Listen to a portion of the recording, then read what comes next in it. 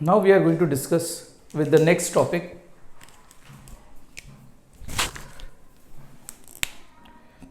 Gravitational intensity. Intensity सबको पता है. Is that clear? इंटेंसिटी का मतलब सिंपल लैंग्वेज में अगर मैं ये कंसिडर करूं तो जनरल फॉर्मूला अगर मैं डिस्कस करता हूं तो intensity is equal to power upon area. Power मतलब क्या? Work done upon time. Is that clear? But in this sense when we discuss about gravitational field या ग्रेविटेशनल इंटेंसिटी की बात करते हैं तो व्हाट डज दिस रिप्रेजेंट? तो ये टॉपिक आज हम यहाँ पे डिस्कस करेंगे. Gravitational intensity means the gravitational force exerted by the given body on a body of unit mass. Of which kind of a mass? Unit mass at a given point. Then it is called as the intensity of the gravitational field. Now intensity of the gravitational field is represented by which value? Vector I. अभी intensity का simple सा gravitational force दिया है, gravitational force exerted per unit mass. तो whether I can say vector I is equal to vector F by M. Vector M, vector F क्या है? तो it is nothing other than dash. Suppose ये आपका पास अर्थ है, आपके पास यहाँ पे कोई मास स्मॉल m है. This is your what? Mass of the object. Suppose ये दोनों के बीच का डिस्टेंस आप कंसिडर करो स्मॉल r. यस और नो? यस. बट ऑब्वियस है ये लोग एक दूसरे के ऊपर ग्रेविटेशनल फोर्स एग्जर्ट करेंगे and that value will be nothing other than this one, that is minus G M E M by R square R cap. Now negative sign क्या indicate कर रहा है? कि this force is attractive in nature and they pull or they attract each other towards one another. Is that clear or not? Now from that point of view, whether I can substitute this value in this equation, minus g m e m by r square into 1 by m r cap. M will get cancel. So ultimately the final outcome of the gravitational intensity formula is minus g m e by r square r cap. अभी ये quantity को देखो. Is that clear? तो you will remember g की value. Is that clear? What is the value of g?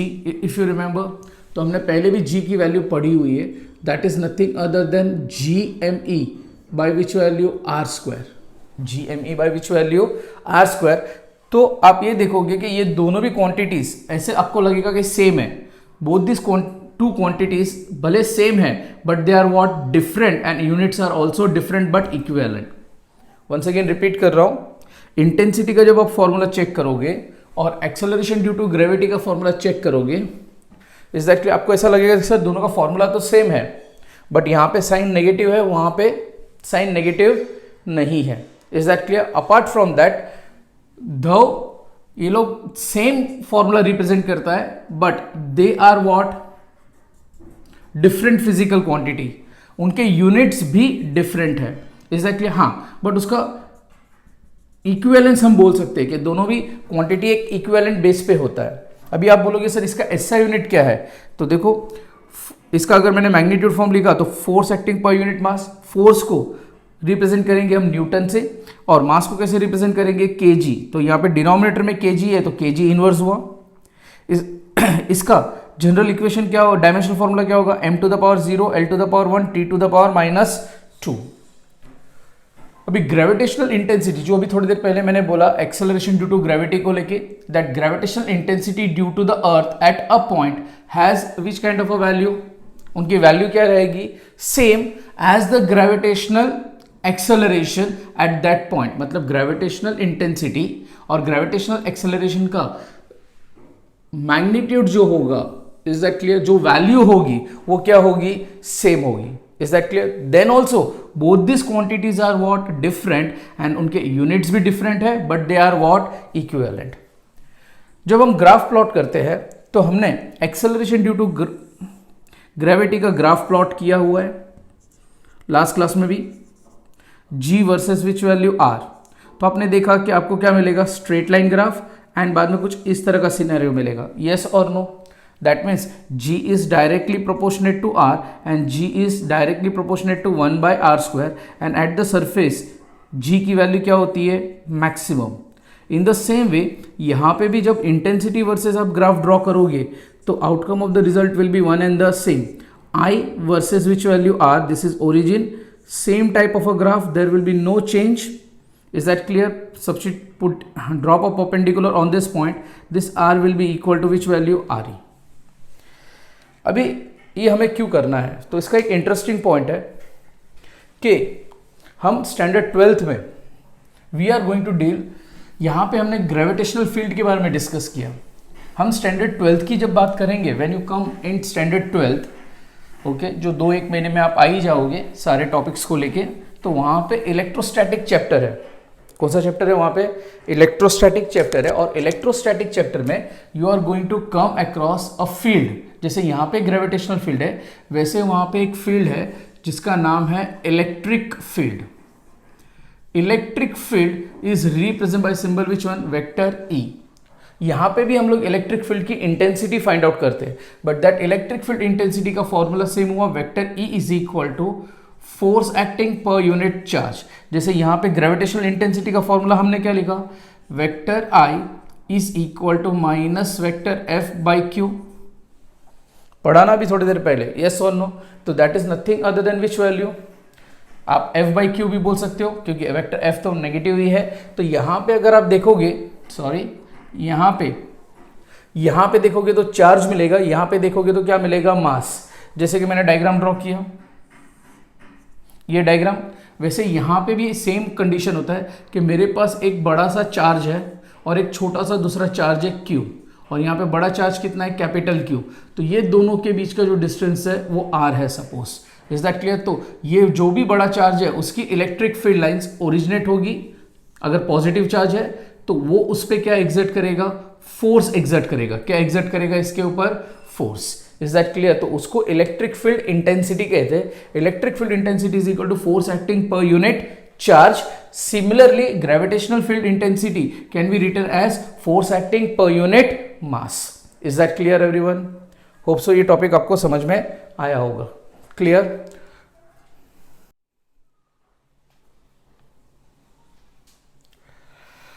Let's deal with the next topic, gravitational potential. Now gravitational potential जो है, it is represented by symbol which one, 5. Okay, और वही topic हम discuss कर रहे हैं. gravitational potential will be represented by symbol which one, 5. अभी question arises here कि सर ये सब आपने लिख दिया है, तो ये लिखने के पहले या जो लिखा हुआ है उसको मैं बाद में समझाता हूँ. पहले मैं आप लोग को how does this formula can be appeared that we are going to discuss here in detail. Okay,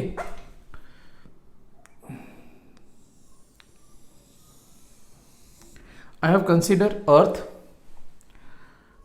mass of the earth me, radius of the earth re, and let the small mass be what, m. Let the origin of the Cartesian coordinate system is placed at the center of this earth.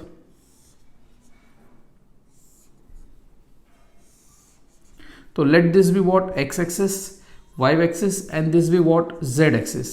This will be your origin. Now suppose मैंने ये mention किया कि I am having a particle of mass m having position vector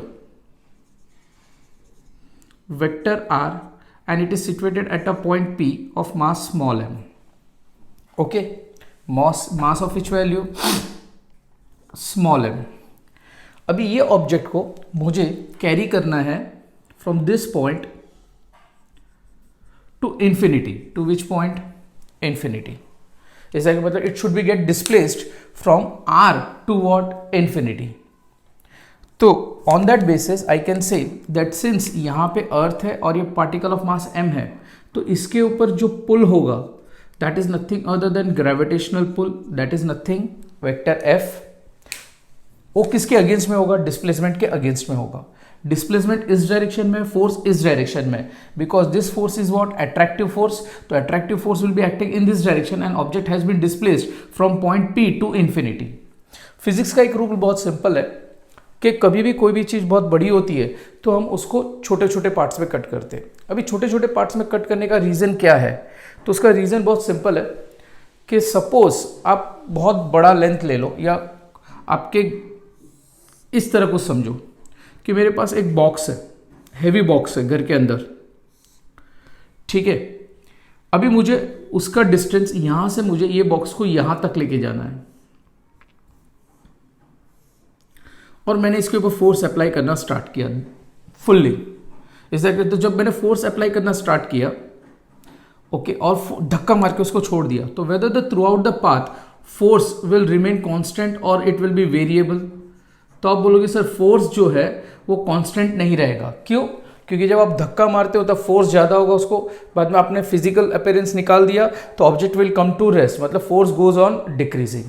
but physics का ये rule है कि हम क्या करते हैं, फोर्स को कांस्टेंट रखते हैं। तो मैं इसको धक्का किस तरह मार रहा हूँ वो देखो, जो भी हमारा पाथ है जितना भी वो डिस्प्लेस्ड करेगा यहाँ से लेके यहाँ तक, मैं वो सारे पाथ को इक्वल पार्ट्स में डिवाइड कर दूंगा, infinitely small part. Is that clear? अभी जब मैंने यहाँ पे फोर्स अप्लाई किया तो I will display the object from here to here under the influence of force which one. Suppose मैंने लिखा यहाँ पे 1 न्यूटन, कितना लिखा मैंने कि मैंने 1 न्यूटन का फोर्स अप्लाई किया। बाद में नेक्स्ट पार्ट मैंने जो कवर किया उसमें भी मैंने कितना अप्लाई किया, 1 न्यूटन। मतलब धीरे धीरे धीरे धीरे what I am doing, I am applying a force. Is that clear? But वो force throughout the path, छोटे छोटे जो भी डिस्प्लेसमेंट है, स्मॉल डिस्प्लेसमेंट, थ्रू आउट मैं कितना अप्लाई कर रहा हूं, 1 न्यूटन ही अप्लाई कर रहा हूं। Is that clear? तो I can say that if I want to carry the object, is that clear, from P to infinity, तो उसका जो भी डिस्प्लेसमेंट पाथ है उसको मैं इक्वल पार्ट्स में कट करूंगा under the effect of constant force. Under the effect of which force? Constant force. So whether I can apply the constant force in this scenario? तो answer is but obvious yes. Is that clear? तो अगर suppose मैं मान के ले लेता हूं कि पार्टिकल को मैंने डिस्प्लेस्ड किया ये डायरेक्शन से ये डायरेक्शन पे, क्लियर? तो let that displacement be what, vector dr। इसके ऊपर फोर्स कितना अप्लाई हुआ, let the force apply be how much, f।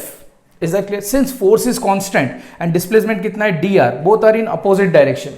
अभी जो भी डिस्प्लेसमेंट लिया है, whether it is a very small displacement, answer is but obvious sir yes। तो वर्क डन कितना होगा, बहुत ज्यादा होगा कि बहुत कम होगा, small amount of work done. तो small amount of work done के लिए हम लोग ऐसे लिख सकते हैं dw is equal to vector f dot vector dr। ये पॉइंट समझ में आया? मैंने क्या लिखा, small amount of the work done for a displacement of vector dr that is equal to vector f dot vector dr। अभी आपने work done का फॉर्मूला पढ़ा था, कौन से टाइप का प्रोडक्ट है, डॉट प्रोडक्ट है, ट्रू और फॉल्स, ट्रू। अभी अगर आप यहां पे अच्छी तरह से और एक चीज ऑब्जर्व करोगे तो आपको ये पता चलेगा कि डिस्प्लेसमेंट इस डायरेक्शन में है और इसके ऊपर फोर्स इस डायरेक्शन में एक्ट हो रहा है, यस और नो।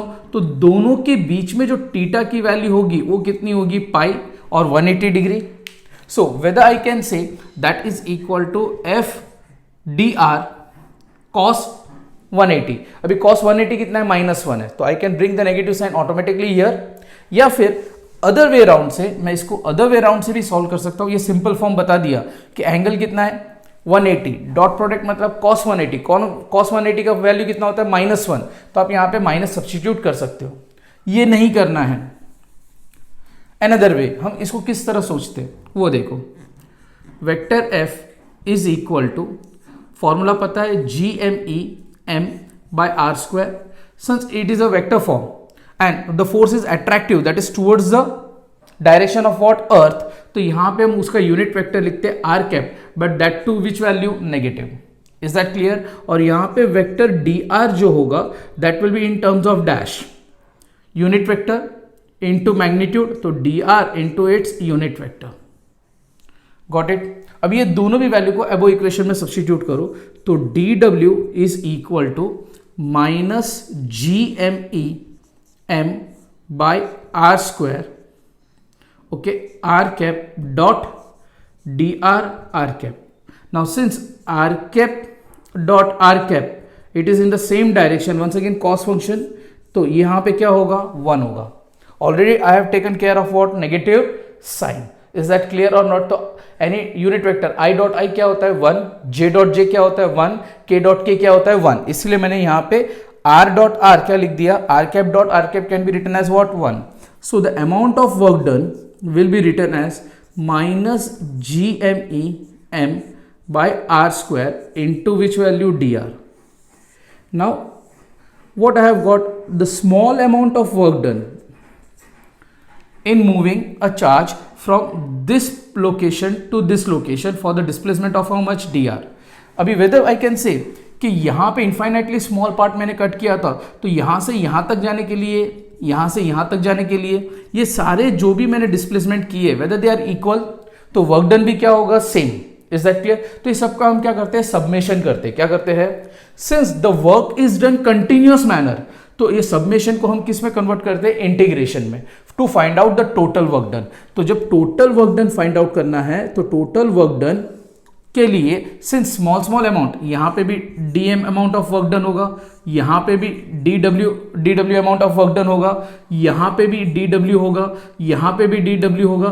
तो we see that many small number, exactly small value पे हम लोग डिस्प्लेसमेंट में वर्क डन कैलकुलेट कर रहे हैं, और वो वर्क डन कैसा है, कांस्टेंट है through out the path. Is that clear? और कंटिन्यूअस है तो इसका सबमेशन लेते हैं, और कंटिन्यूअस की वजह से इसको क्या कर देते हैं, इंटीग्रेट करते हैं to find out the work done from W to, from R to infinity. तो जो भी वर्क डन फाइंड आउट करते हैं W, is that clear, that is from where to where, from R to infinity. तो integration कहां से कहां set होगा, from R to infinity, that is nothing other than dW.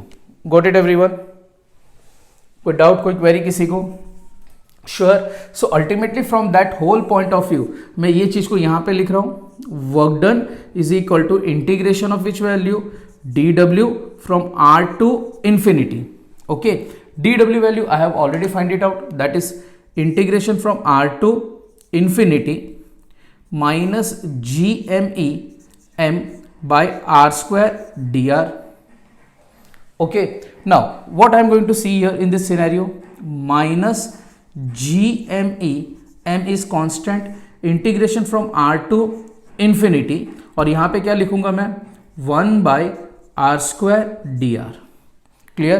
तो with I have got work done in this scenario. Now everybody know कि a raised to 1 by a raised to m can be written as a raised to minus m. True or false? Yes or no? Answer is yes.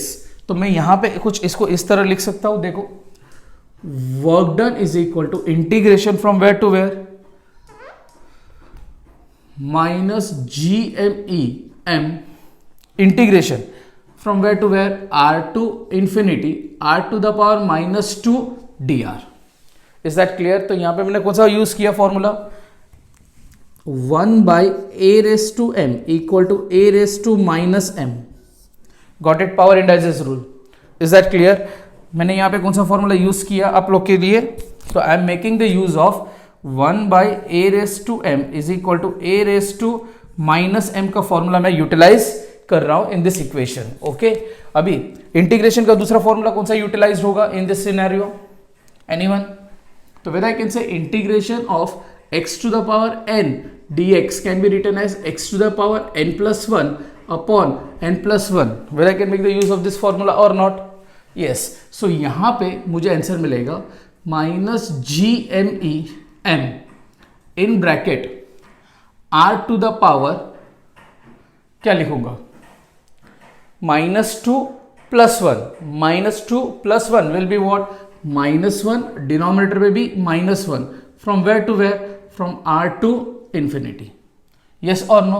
Now from this whole point of view whether I can write work done is equal to minus gme m, negative sign is to be taken outside, -1 है तो बाहर जाएगा, तो minus of minus plus, और यहां पे whether I can write 1 by r from where to where, from r to infinity, because once again 1 by same formula power indices का a raised to minus m can be written as 1 by a raised to m. True or false? True. अभी यहां पे work done मुझे क्या मिला वो देखो, work done is equal to dash, calculated, क्या मिलेगा मुझे, gme m upper limit minus lower limit. Now since everybody know कि 1 by infinity can be written as dash 0, so ultimately यहाँ पे जो भी वर्क डन मिला मुझे that will be minus gme m by which value r. Got it everyone? Yes और no? Okay, so यहां पे मुझे ये पता चला कि whatever amount of work has been done is written in the form of G equal to minus GME/r। अभी question arises here कि सर ग्रेविटेशनल पोटेंशियल कहां पे गया? तो वही स्टेटमेंट अभी आपको यहां पे ऑब्जर्व करना है। देखो, अगर मैंने यहां पे इसका सॉल्यूशन किया हुआ है तो आप बहुत अच्छी तरह से देखिए, the negative of the work done, तो वेदर जो भी वर्क डन किया, वेदर यह negative sign appeared or not? Answer is yes. So the negative of the work done by the gravitational force, by which force? By which force? Gravitational force in bringing a body of unit mass from infinity to the given point in the gravitational field. Is that clear or not? तो in short हम लोग यहाँ पे ये force के बारे में अगर डिस्कस करते हैं तो हमें वर्क डन हमने क्या कैलकुलेट किया, from where to where, from r to infinity, from r to what? Infinity. अभी to be more precise I can say कि अगर बाई चांस यही ऑब्जेक्ट को मुझे वर्क डन करना है, क्या करना है मुझे, इसके ऊपर वर्क डन करके देना है। अभी ये वर्क डन जो भी हमने डिस्कस किया वो किस तरह का वर्क डन था?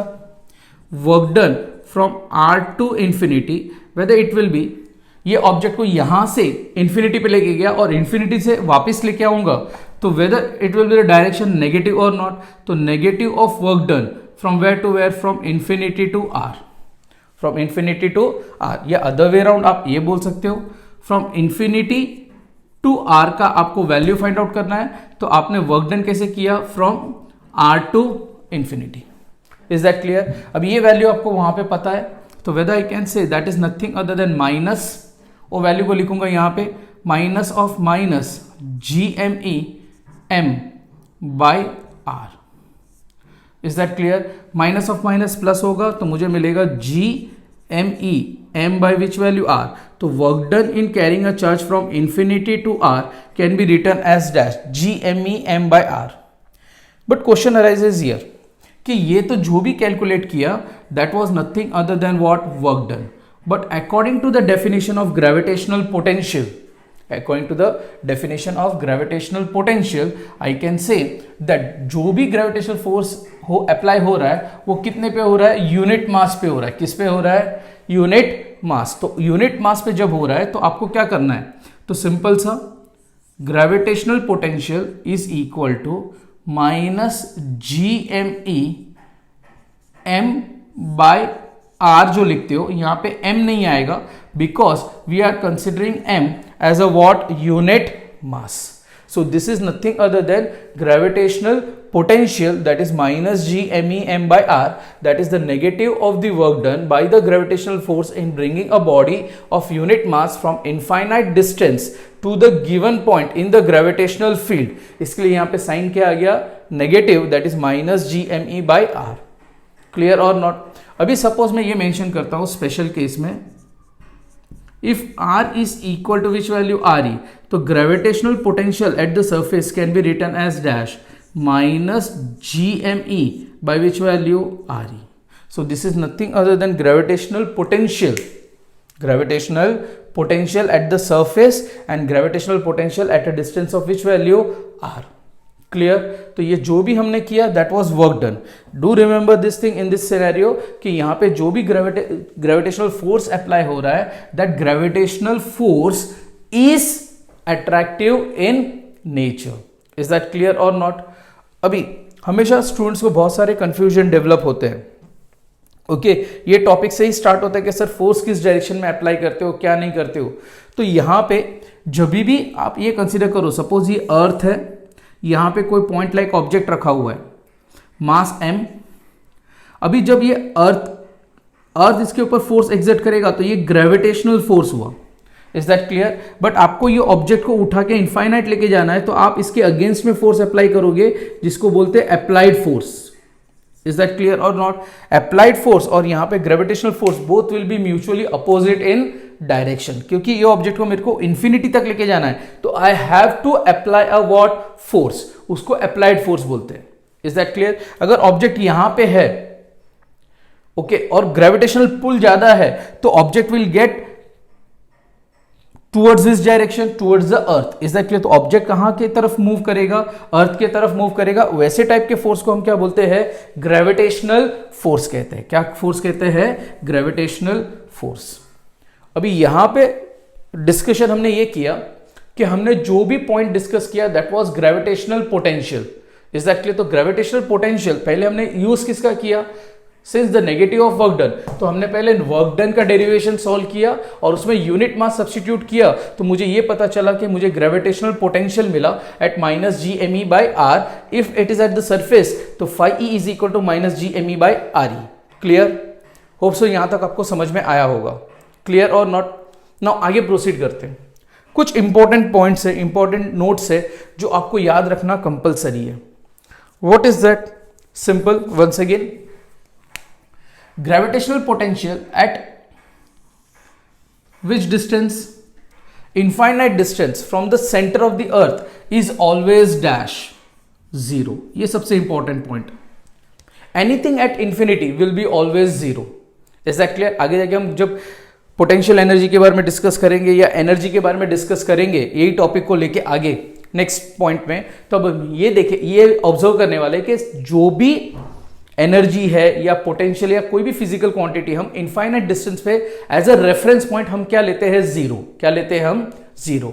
तो यहां पे gravitational potential at infinite distance from the centre of the earth is always taken as which value? Zero. Gravitational point, gravitational potential at all the point inside the uniform spherical shell. अभी uniform spherical shell, if you remember, हमने shell consider किया था। Is that clear? Shell के अंदर हमेशा gravitational force क्या होता है? Zero. But what about gravitational potential at all the point inside the uniform spherical shell? It will be same and is equal to the surface. इसकी जो value होगी, आप कोई भी शेल ले लो, शेल के अंदर अगर किसी ने ग्रेविटेशनल पोटेंशियल पूछा है तो gravitational potential is what? constant. Gravitational potential is what? Constant, and its value is equal to which value? Minus gme by re. अभी इनका रीजन ये है, पोटेंशियल कांस्टेंट है। अभी कांस्टेंट क्यों है? क्योंकि gravitational force inside a spherical shell is always dash zero. ये याद रखना, because the same thing is you are going to learn in standard 12th also. Actually तो स्फेरिकल शेल के अंदर ओके जो भी पोटेंशियल होगा, यहां पे ग्रेविटेशनल पोटेंशियल की बात कर रहा हूं, तो gravitational potential will be always dash constant. अभी रीजन क्या है उसके पीछे? तो inside a spherical shell force exerted will be always zero. Is that clear? And hence जब भी आप कोई भी अंदर मास को, यूनिट मास को अंदर कहीं पे भी मूव करोगे तो उसके ऊपर वर्क डन हमेशा क्या होगा? जीरो। तो hence no work is done in the motion of the body inside the shell, inside the what? Shell. ये समझ में आया? Is that clear? मतलब जब भी स्पेरिकल शेल की बात आए तो हम फोर्स क्या कंसीडर करते हैं? जीरो। जब फोर्स जीरो हुआ तो वर्क डन ऑटोमेटिक क्या हो जाएगा? Zero. But the gravitational potential can not be zero, but its value will be constant and its value is equal to the which value? Surface, that is minus G M E by R E. Clear? Now the work done during the motion from infinite distance to the surface only comes in calculation. समझ में आया statement last का? The work done during the motion from infinite distance to the surface only come into the calculation. मतलब अगर मेरे पास spherical shell है, यहां पे कोई भी ऑब्जेक्ट है, वो अगर इनफाइनाइट से मैं उसको लेके आ रहा हूं, ओके, और कहां पे लेके आके रख रहा हूं? सरफेस पे रख रहा हूं, ओके, तो हम जो भी वर्क डन कैलकुलेट करेंगे वो इन्फिनिटी से और आर के बीच का ही कैलकुलेशन करेंगे। क्यों? क्योंकि force inside this is always what? Zero. Hence no work is done. Is that clear or not? So work done inside will be always zero since the gravitational force inside is what? Zero in a spherical shell. In a what? Spherical shell. Got it or not? इसके लिए statement में mention किया है, the work done during the motion from infinite distance to the surface only comes in calculation, जबकि अंदर का नहीं आएगा because वहां पे work done will be what? Zero. Work done will be what? Zero. That is hence no work is done inside the spherical shell since force inside the spherical shell is always zero. यहां तक समझ में आया? Yes or no?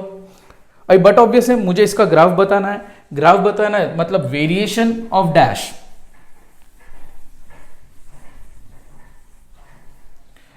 The variation of potential with distance R from the centre of the shell. अभी centre of the shell की बात कर रहे हैं, अभी थोड़ी देर पहले ही मैंने बताया ये शेल है आपका और मुझे यहां पे ग्राफ प्लॉट करना है।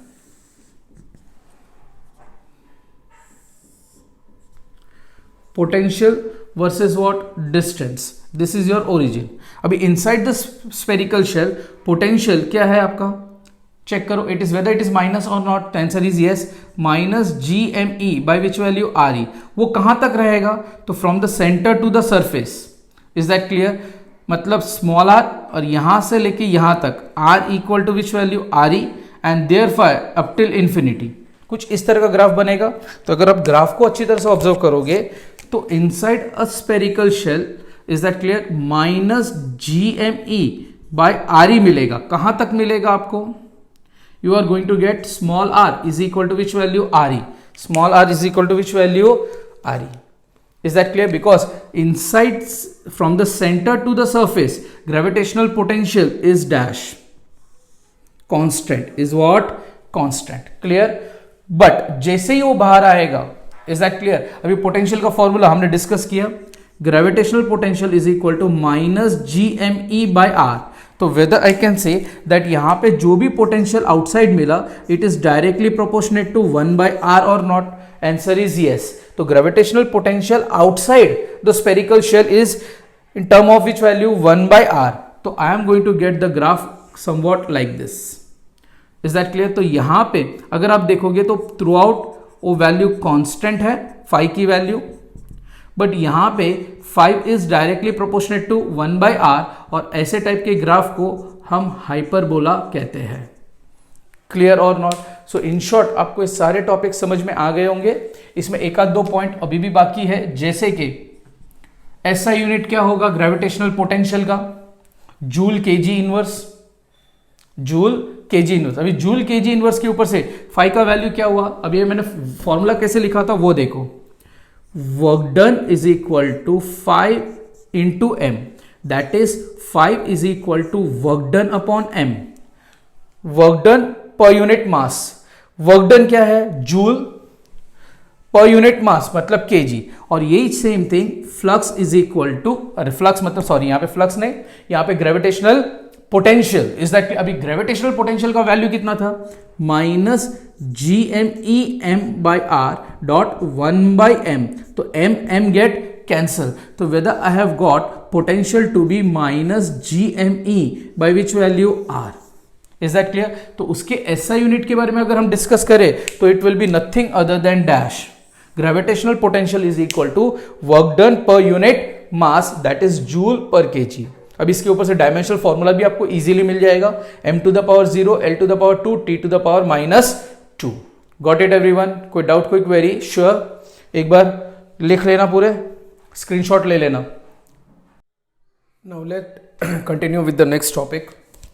इन the previous topic we have mention with gravitational potential, if you remember. Okay, तो आज का हमारा जो टॉपिक है ग्रेविटेशन चैप्टर को लेके, gravitational potential energy.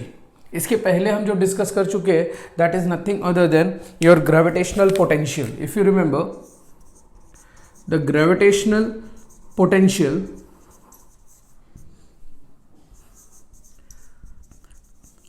Is represented by symbol 5 and हमने फाई का वैल्यू क्या पढ़ा था, 5 equal to minus G M E by which value R. ये हमने जनरल इक्वेशन डिस्कस किया हुआ है। Okay, now what is gravitational potential energy? Everybody are familiar with the word potential energy, yes और नो? नॉर्मली हम potential energy को represent करते हैं किससे, यू से। बचपन से हम लोग पढ़ते आ रहे हैं कि कभी भी अगर हम काइनेटिक एनर्जी की बात करते हैं तो kinetic energy can be written as which value half M V square, yes और नो? वैसे ही पोटेंशियल एनर्जी के बारे में अगर हम डिस्कस किया जाए तो हम पढ़ते हैं M G H, where H is the what, height. Kinetic energy इसके लिए बोलते हैं हम क्योंकि object is moving with certain speed, तो it possess which kind of an energy, kinetic energy. Potential energy, कभी भी कोई भी ऑब्जेक्ट सर्टेन हाइट पे होता है तो it has a potential ability to do work, ability to do work, इसलिए हम पोटेंशियल एनर्जी टर्म देते हैं, दैट इज mgh।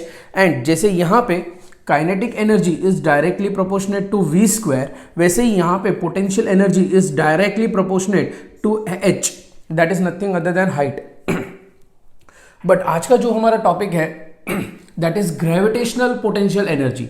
यहाँ पे हमने जनरल सेंस में वी हैव डिस्कस कि मेरे पास कोई एक ऑब्जेक्ट है of mass m, is that clear? तो ये जनरल सेंस की हम बात करते हैं, बट जब हम पर्टिकुलरली बात करते हैं ग्रेविटेशनल पोटेंशियल एनर्जी की, तो it is nothing other then the negative of the work done by the gravitational force in bringing a given body of mass small m in the gravitational field of the earth from infinite distance at a given point. What does that statement means to you?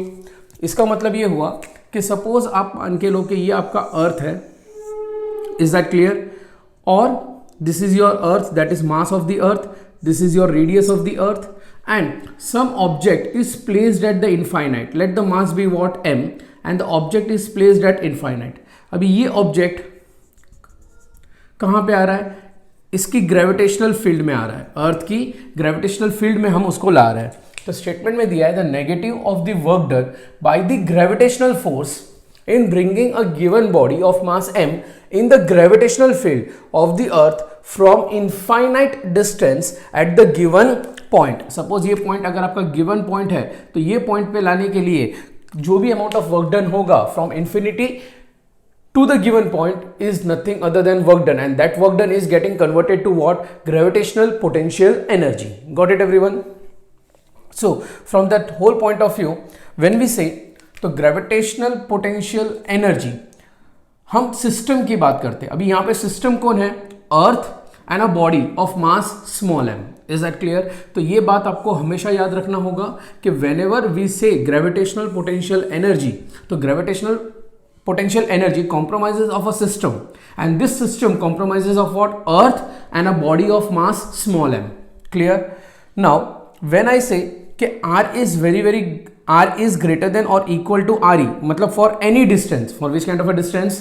Any distance, तो जो भी amount of work done होगा तो उसका general equation potential energy में जो convert होगा, that will be potential energy is equal to 5m, where 5 is the gravitational potential.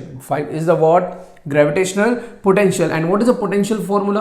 Minus gme by r. So substituting that value, I can generalize the equation of gravitational potential energy minus gme m by r, where g is the universal gravitational constant, me is the mass of the earth, small m is the mass of a particle which I have brought, r is the distance. Is that clear? In the similar manner, ये case 1 हुआ आपका। Similarly, if r is equal to re, मतलब object को कहां पे लेके आके रखूंगा मैं? Eight the surface. क्लियर? तो small r will be replaced by which value? re, that is nothing other than gravitational potential energy at the surface, at the what? Surface is equal to minus gme m by re. In the similar manner, third case, if r is equal to infinity, मतलब कोई object infinity पे है, तब उसकी potential energy वहां पे क्या होगी? तो potential energy, that is gravitational potential energy at infinity will be nothing other than dash zero. क्यों? क्योंकि वहां पे ग्रेविटेशनल फोर्स क्या होता है इन्फिनिटी पे? जीरो। क्योंकि यहां पे तो ग्रेविटेशनल फोर्स एक्ट होने नहीं वाला है। ग्रेविटेशनल फोर्स कहां से एक्ट होगा? जब उसकी फील्ड, जहां पे उसकी फील्ड प्रिवेल करेगी। प्रिवेल मतलब यहां से इसकी ग्रेविटेशनल फोर्स अप्लाई करेगा, ये जो मैंने ड्रॉ किया हुआ है ब्लैक कलर में, वहां से आपका ग्रेविटेशनल फोर्स एक्ट होगा। But at infinite the gravitational force acting will be what? Zero. So the potential acting will be also what? Zero. Clear everyone? Now इसमें सबसे इंपॉर्टेंट पॉइंट ये है, एब्सोल्यूट वैल्यू ऑफ पोटेंशियल और 5 absolute value of potential मतलब gravitational potential energy, and gravitational potential has no importance at all. इसका मतलब क्या है? तो वो सिंपल लैंग्वेज में समझाता हूं। सपोज मैंने ये कहा, मैंने एक डैम बनाया, is that clear? And I have stored plenty amount of water, is that clear? बहुत ज्यादा पानी मैंने इसमें भर के रखा हुआ है डैम में, बट इसको विंडोज ही नहीं दी है। विंडोज मतलब फ्लो नहीं करवाया, ये पानी को मैंने फ्लो नहीं करवाया। तो whether it is of any importance, whether it will generate electricity? तो answer is no. Is that clear? So हम लोग ये कहते हैं कि जब भी कोई भी आपने पानी अगर स्टोर किया हुआ है डैम में, is that clear, at a certain height बहुत सारा पानी आपने स्टोर किया हुआ है, बट जब तक ये पानी फ्लो नहीं होगा, is that clear, from higher to lower, is that clear, तब तक यहां पे बैठे जो टर्बाइंस होते हैं वो टर्बाइन रोटेट करेंगे नहीं। जब टर्बाइन रोटेट नहीं करेंगे तो इलेक्ट्रिसिटी जनरेट नहीं होगी। Got it everyone? तो बट ऑब्वियस उन्होंने ये स्टेटमेंट कहा है कि अगर water stored in a dam has no importance, is that clear और नॉट? बॉटम पे आपने इतने हाइट पे रखा हुआ है, but the flow of water from higher to lower, तो जब पानी फ्लो करेगा, इज दैट क्लियर, तब जाके टर्बाइन रोटेट होगा। तो always the work is done, work कब डन होता है? From higher to lower. तो यहां पे ये स्टेटमेंट उन्होंने मेंशन किया है कि absolute value water stored in a dam has no importance at all. वैसे ही यहां पे भी अगर दो पॉइंट मैंने लिया है, सपोज एक पॉइंट यहां पे लिया है और एक पॉइंट यहां पे लिया है, तो at a point P and at a point Q, मैंने कहा कि यहां पे potential energy at a point P है और यहां पे potential energy at a point Q है, whether it is of any importance? तो answer is no. Is that clear? Absolute value, ये पॉइंट पे अगर कोई मास रखा हुआ है तो इसका कोई इंपॉर्टेंस नहीं है, बट ये दोनों के बीच का जो डिफरेंस है, इज दैट क्लियर, वो इंपॉर्टेंट है। क्लियर और नॉट? तो बट ऑब्वियस है absolute value of potential energy और gravitational potential has no importance at all, only the change in its value is important. Hence the reference point for zero gravitational potential energy या zero potential can be taken anywhere. इसका मतलब ये हुआ कि अगर suppose मैं ये मान लेता हूं कि आपने दो पॉइंट लिए P एंड Q, तो उसमें से कोई भी एक पॉइंट को रेफरेंस पोटेंशियल ले लीजिए, that is U of Q and U of P। अभी आप U ऑफ P को क्या ले लो? जीरो, क्योंकि आपने P को क्या ले लिया है? रेफरेंस पॉइंट लिया हुआ है। तो reference point can be taken as which value? Zero. तो आप जब ये दोनों का डिफरेंस निकालोगे, okay, that is of more importance, that is change is of more importance. बहुत जन को ये समझ में नहीं आता है, तो उनके लिए मैं एक सिंपल सा एक कंडीशन बताता हूं। आपके घर में रिमोट होगा, रिमोट कंट्रोल होगा, बैटरी ऑपरेटेड टॉयज होंगे, तो उसमें अगर आप बैटरी देखते हो तो बैटरी में कैसा होता है? पॉजिटिव टर्मिनल और नेगेटिव टर्मिनल। जब मार्केट में से आप कोई बैटरी लेके आते हो और उसमें इंसर्ट करते हो, तो whether it start moving, vehicle start operating और नॉट? तो आंसर इज यस। क्यों ऐसा होता है? तो उसका रीजन है, पॉजिटिव मतलब प्लस पॉइंट है, यहां पे क्या है? माइनस है। Is that clear? ये दोनों के बीच का डिफरेंस है। अगर सपोज इमेजिन करो कि आपको एक मैन्युफैक्चरर ने एक बैटरी दी जिसमें खाली पॉजिटिव टर्मिनल है, नेगेटिव टर्मिनल नहीं है। अभी जो पॉजिटिव टर्मिनल है वो 12 वोल्ट का है और आपका जो व्हीकल है वो 12 वोल्ट पे ऑपरेट होता है, टॉय। Is that clear? तो whether it is of any importance? तो आंसर इज नो। बट उसके साथ में अगर नेगेटिव टर्मिनल दिया है तो whether you form a close circuit, तब जाके आपका व्हीकल चलना स्टार्ट करता है। इसके लिए यहां पे दिया है कि only the change in the value of it is more importance. Is that clear? अभी मार्केट में अभी ये इसका मतलब क्या है? Reference point is for zero, मतलब इसको हम +12 बोलते हैं, नेगेटिव को हम रेफरेंस लेते हैं तो उसको जीरो पोटेंशियल कहते हैं।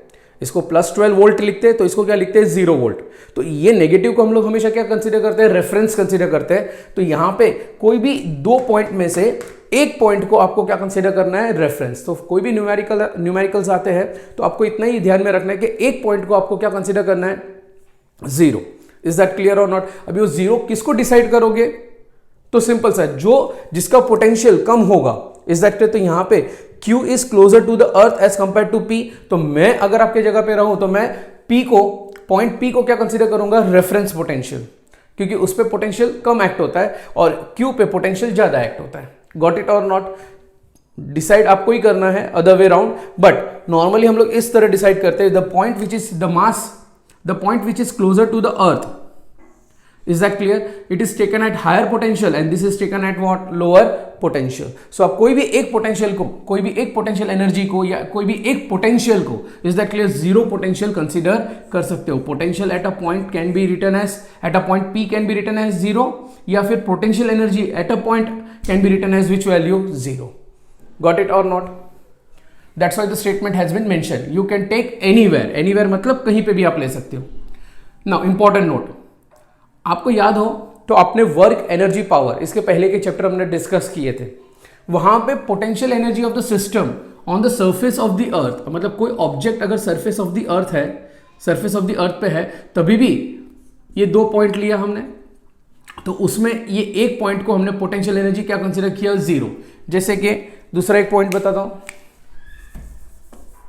सपोज आपने इंक्लाइन सरफेस लिया था, ये सुनो, ऑब्जेक्ट यहां से रोल डाउन होके यहां पे आता है, तो यहां पे with respect to surface potential energy हमने यहां पे क्या लिया था, zero. That this statement indicates to you. Is that clear और नॉट, कि object when it is lying at the surface is consider as what, zero. But यहां पे देखो, द जो भी नजदीक होगा सरफेस को उसको मैंने जीरो कंसिडर नहीं किया है। तो यहां पे ऐसा ये इंपॉर्टेंट नहीं है कि आप किसको जीरो कंसिडर कर रहे हो। इज दैट क्लियर, आपको कोई एक रेफरेंस को आपको जीरो कंसिडरेशन में लेना है। मतलब potential energy of the system in work energy power in this kind of a scenario I have taken as what, zero. जब ग्रेविटेशन की बात आती है तो ग्रेविटेशन पे हम इनफाइनाइट डिस्टेंस पे पोटेंशियल एनर्जी को हम क्या कंसीडर करते हैं, जीरो कंसीडर करते हैं। तो choice is completely yours. Chapter wise में आपको कंफ्यूजन होने की कोई जरूरत नहीं है। जब वर्क एनर्जी पावर की बात करते हैं तो सरफेस पे हम जीरो कंसीडर करते हैं, बिकॉज इसके रेफरेंस में object is at a certain height, let that height be what, h। तो यहां पे पोटेंशियल एनर्जी हम क्या लिखते हैं, mgh, and with respect to this it is taken as reference. Clear और नॉट। जबकि हम ग्रेविटेशनल पोटेंशियल एनर्जी की बात करते हैं तो हम लोग ऐसे कंसीडर करते हैं कि जो ये पोटेंशियल, अगर सपोज ये पॉइंट मैंने मार्क किया, let this point be what, r। अभी r with respect to this infinite, तो यहां पे potential energy at infinite I will consider as what, zero, because I will consider reference to be at infinite. Got it और not, कोई doubt, कोई query? So ultimately potential energy of the system at infinite will be considered as zero in gravitational potential energy or gravitational potential. But in both the cases only change are important. मैंने कहा ना कि दोनों में क्या important है, ये दोनों का डिफरेंस, दैट इज डेल्टा। यहां पे भी डेल्टा इंपॉर्टेंट है, यहां पे भी डेल्टा, डेल्टा मतलब difference. Hence no contradiction is produce in this kind of a scenario. Hope so यहां तक आपको समझ में आया होगा। Is that clear? Keep this in mind. This is the most important thing that you have to remember, कि change is of more important other than the absolute value. Is that clear? जब work energy power की बात आती है तो हम surface पे क्या कंसीडर करते हैं, रेफरेंस लेवल, एंड वो रेफरेंस लेवल को पोटेंशियल एनर्जी क्या लेते हैं, जीरो। बट वही चीज जब ग्रेविटेशन चैप्टर की बात करते हैं तो इनफाइनाइट पे हम क्या कंसीडर करते हैं, रेफरेंस, और इनफाइनाइट पे ही हम उसको जीरो कंसीडर करते हैं पोटेंशियल एनर्जी को, बट सरफेस पे हम जीरो नहीं कंसीडर करते हैं। Why? Because change is of more important, is that clear, rather than absolute value. Hope so यहां तक आपको समझ में आया होगा। प्लीज टेक अ स्क्रीनशॉट या फिर आप प्रॉपरली इसको लिख लीजिए। Got it? Now next topic that we are going to discuss is with your escape energy and escape speed. Okay. Now suppose आप consider करो कि यहाँ पे अर्थ है एंड अर्थ के सरफेस पे एक ऑब्जेक्ट लाई कर रहा है, an object having a mass of how much m. If this object को मुझे अर्थ के ग्रेविटेशनल फील्ड से एस्केप करना है for ever to infinity, to which point, infinity, तो फिर how much amount of energy is required? तो इसमें हम सिंपल सा एक काम करते हैं, वेन एवर आई से, तो बट ऑब्वियस है ये ऑब्जेक्ट जब सरफेस पे है तो उसके पास कौन सी एनर्जी होगी, पोटेंशियल एनर्जी होगी। Exactly, and it is at rest, तो उसके पास काइनेटिक एनर्जी क्या होगी, जीरो। तो from that point of view the very first case this I can consider as initial, कि object is lying on the surface of the earth, that means small R equal to which value, R E. So whether I can say potential energy at the surface, potential energy at which point, potential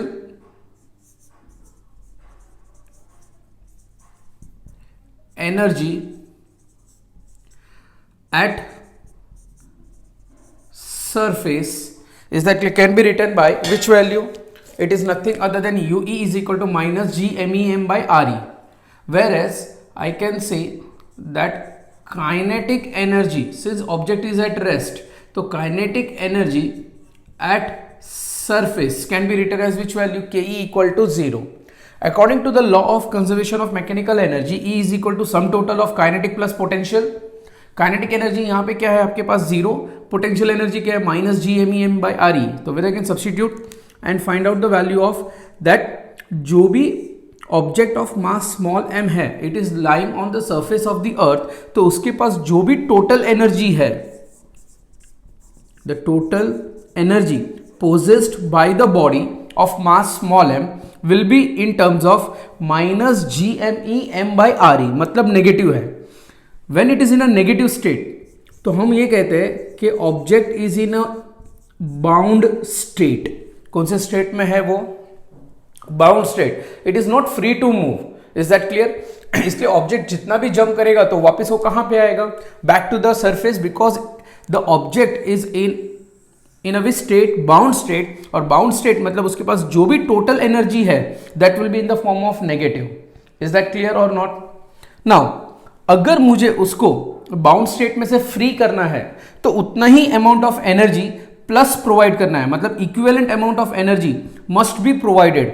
मतलब ये negative है, उसका plus provide करो, that is plus G M E M M by R E in the form of what? Kinetic energy. मतलब in short मेरे को उसको kinetic energy provide करनी है, बट ये वैल्यू क्या होगी? प्लस। तो plus G M E M by R E. So according to that condition what can I say? When I provide this much amount of energy in the form of kinetic energy, then the body will be having how much amount of energy? तो once again E is equal to K plus U. K की value कितना है? GMEM by RE. Is that clear? Minus GMEM by RE because it possesses a potential energy. Okay, तो the total energy possessed by the body of mass small m will be what? 0.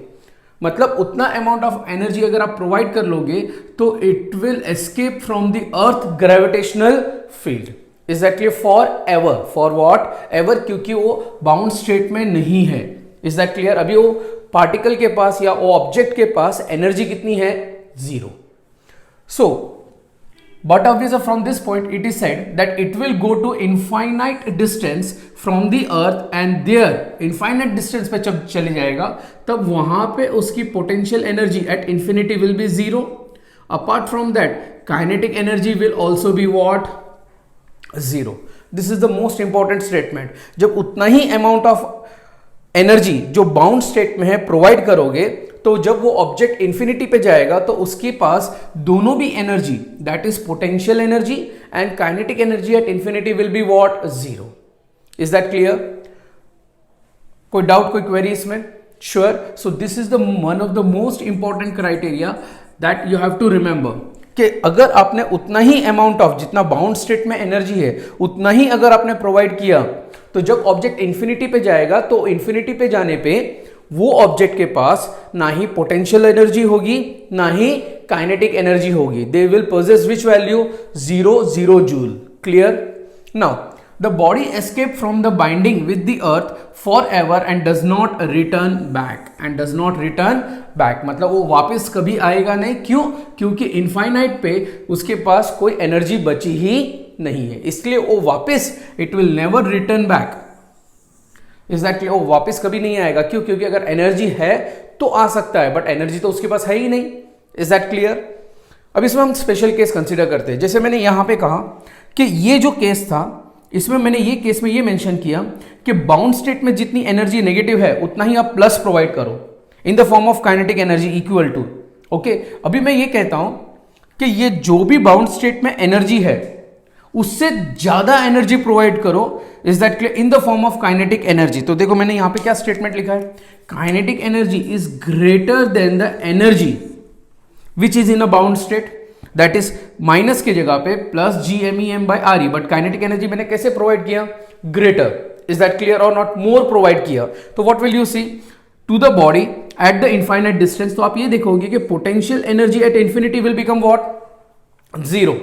But since kinetic energy is greater than the required energy, so it will possess a what? Some amount of kinetic energy at infinity. मतलब वहां पे kinetic energy at infinite distance कभी भी 0 होगा नहीं. The object will be traveling and traveling because it possesses a what? Kinetic energy. Is that clear? तो in short मैं ये कह सकता हूं कि कभी भी अगर कोई भी ऑब्जेक्ट को अर्थ सरफेस पे से ज्यादा एनर्जी आप प्रोवाइड कर दो तो वो इंफिनिटी पे उसकी potential energy at infinity will be 0, but उसकी kinetic energy can not be 0 because जो भी काइनेटिक एनर्जी प्रोवाइड किया गया है वो greater than the bound state. Is that clear और not? So it will get escape for ever, but at that infinite distance वो वहां पे उसके पास ऐसा नहीं होगा फर्स्ट केस जैसा कि पोटेंशियल एनर्जी 0 काइनेटिक एनर्जी 0. यहां पे वो ऑब्जेक्ट के पास कुछ ना कुछ काइनेटिक एनर्जी होगी. Is that clear or not? So this is the one of the most important criteria that you have to remember in both the cases, when it is equal to and when it is greater than. Is that clear? Please take a screenshot.